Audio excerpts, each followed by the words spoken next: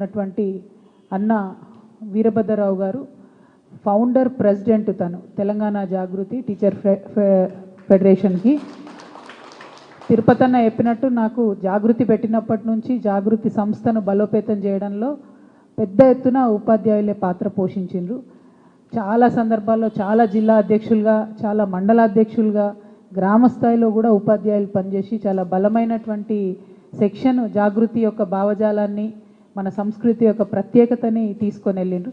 ప్రత్యేకించి ఎప్పుడైతే కోటి బతుకమ్మల జాతర అనౌన్స్ చేసినామో ఇప్పటికి కూడా నాకు బాగా గుర్తు, మొత్తం తెలంగాణ టీచర్ జేఏసీ అనే ఉద్యమంలో ఏదైతే పెట్టుకున్నామో ప్రతి ఒక్క టీచరు ప్రతి ఒక్క స్కూల్లో పిల్లలతో బతుకమ్మలు ఆడించి, మీకు ఎందుకక్క స్కూళ్ళలోనే మేము మీకు కోటి బతుకమ్మలు చేసిస్తామని నెల రోజులు కూడా కోటి బతుకమ్మ జాతరలు జరిపినటువంటి ఉపాధ్యాయ మిత్రులందరికీ కూడా హృదయపూర్వకంగా వందనాలు తెలియజేస్తూ ఉన్నాను.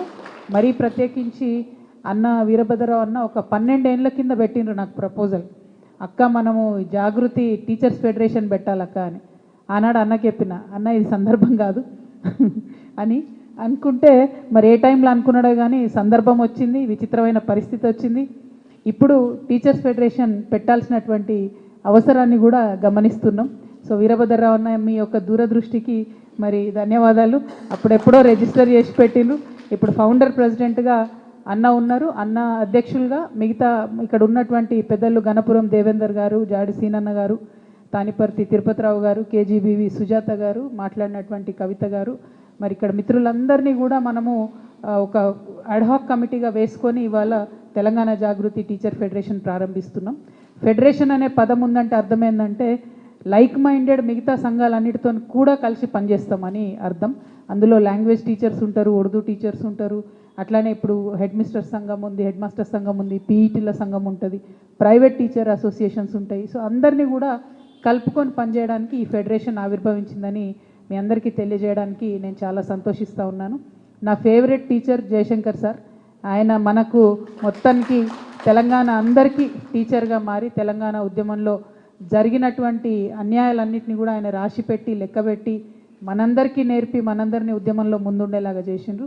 మరి ఆయన స్ఫూర్తితోని ముందుకొచ్చినటువంటి టీచర్లందరూ కూడా నిజంగా పేగులు తెగేదాకా కొట్లాడినరు, పిల్లలకు అర్థమయ్యేలాగా పాఠాలు చెప్పిండ్రు.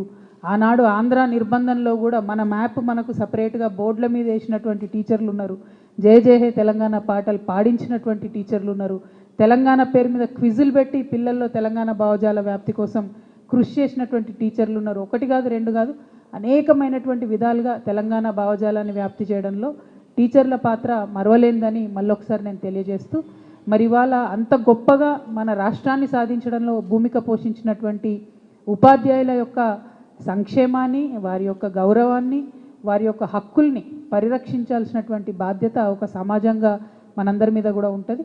మరొక సివిల్ సొసైటీ ఆర్గనైజేషన్ లాగా పనిచేస్తున్న తెలంగాణ జాగృతికి ఈ బాధ్యత మరింత ఎక్కువ ఉంటుంది. ఎందుకంటే టీచర్ హ్యాపీగా ఉంటే స్టూడెంట్ హ్యాపీగా ఉంటాడు, స్టూడెంట్ హ్యాపీగా ఉంటే మొత్తం ఇల్లు హ్యాపీగా ఉంటుంది, సమాజం హ్యాపీగా ఉంటుంది. ఇవాళ జరుగుతున్నది ఏంటంటే ఇందాక కవితమ్మ చెప్పినట్టు అసలు టీచర్లకు అడ్మినిస్ట్రేటివ్ వర్క్ ఎక్కువైపోయింది. ప్రతి ఒక్క యాప్ పెట్టి రాగానే ప్రతి స్టూడెంట్కు అటెండెన్స్ ఫేషియల్ రికగ్నిషన్ వేయాలి, టీచర్లకు ఫేషియల్ రికగ్నిషన్ చేసుకోవాలి, మిడ్ డే మీల్స్ ఎంతమంది తిన్నారో ఫోటోలు తీసి పెట్టాలి, ఎన్ని తలకాయలు ఉన్నాయని 20 మంది తలకాయలు ఉంటే పెడితే తర్వాత ఒకవేళ పొరపాటున ఇంకో 10 మంది పిల్లలు వచ్చిర్రు అనుకోండి, మళ్ళీ ఆ ఫోటో అప్లోడ్ చేయరాదు. అంటే మళ్ళీ వీళ్ళే దానికి కూడా జవాబు ఇచ్చుకోవాలన్నట్టు, ఎంతమంది తిన్నారు, ఎన్ని గ్రాముల ఫుడ్ అయిపోయింది, ఎన్ని గ్రాముల బియ్యం పెట్టినాం, ఎన్ని గ్రాముల అన్నం ముడిచింది ఇవ్వాలా అంటే ఒక్కొక్క పిల్లవాడికి 6 రూపాయలు ఇస్తారు 1 నుంచి 5వ తరగతి, తర్వాత 8 రూపాయలు ఇస్తారు, 10వ తరగతి పిల్లలకు కొంచెం ఎక్కువ ఇస్తారు. ఇప్పుడు ఏమవుతుందంటే ఆ 10 మంది మిస్ అవ్వడం ద్వారా ఆ బిల్లు ఆ వంటలు వండే వాళ్ళకి రాదు, వాళ్ళకి ఇబ్బంది. అంతకుముందు ఎట్లున్నాయంటే టీచర్లు పాపం ఈ మొత్తం కూడా మిడ్ డే మీల్ స్కీమ్ వాళ్ళని కూడా వీళ్ళే దగ్గరికి పిల్లల కోడళ్ళ వాళ్ళని కూడా కాపాడుకొని వాళ్ళు మంచిగా వండి పిల్లలకు పెట్టేటట్టు అనేక రకమైన సర్దుబాట్లు మనం గవర్నమెంట్ స్కూల్లో చేసుకుంటూ కూడా ఉపాధ్యాయులు నడిచినటువంటి సందర్భాలు ఉన్నాయి. ఇవాళ పరిస్థితి ఏంటంటే అన్నీ ఆన్లైన్ చేసే వరకు ఎవరిని కాపాడలేని పరిస్థితి, అసలు పాఠం చెప్పేదానికన్నా ఎక్కువ అడ్మినిస్ట్రేషన్ పని అయిన ఎక్కువ అనేటువంటి పరిస్థితి ఉన్నది. సో ఈ పరిస్థితి నుంచి ప్రభుత్వం వాళ్ళని మినహాయింపు ఇవ్వాలి. కొంత సిబ్బందిని మనము అంతకుముందు ఇచ్చినట్టు సిబ్బందిని కొంచెం పెంచుకుంటే ఈ అడ్మినిస్ట్రేటివ్ వర్క్ చేసే సిబ్బందిని పెంచుకోవడం అన్నది మంచిదని నేను భావిస్తూ ఉన్నాను.